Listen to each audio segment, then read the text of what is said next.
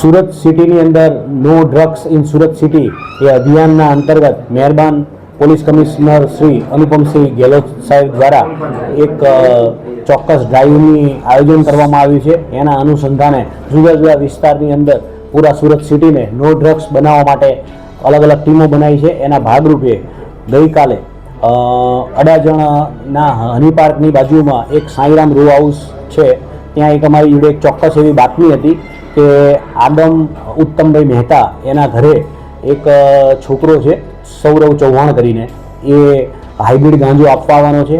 એ અનુસંધાને પીએસઆઈ હડિયા અને એના ટીમ દ્વારા એને આંતરી અને ચેક કર્યો તો એના અંદરથી 374 ગ્રામ જેટલો હાઇબ્રિડ ગાંજો મળી આવ્યો છે। ગાંજાની કિંમત 13,09,000 રૂપિયા જેટલી મત્તાનો છે।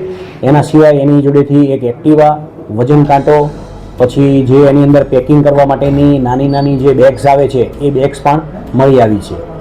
એની વધુ પૂછપરછ કરતાં એવી પણ તપાસમાં નીકળ્યું છે કે જે આપવાવાળો જે વ્યક્તિ હતો એ રિષભ કરીને છે, રિષભ મહનોત કરીને છે, અને આ રિષભ મહનોતની જોડે જ આ છોકરો જે સૌરવ છે એની જોડે જ રહેતો હતો અને એ જ આ રીતે અલગ અલગ જગ્યાએ વારાફરતી બધી જગ્યાએ આવી રીતે હાઇબ્રિડ ગાંજાની ડિલિવરી કરાવડાવતો હતો।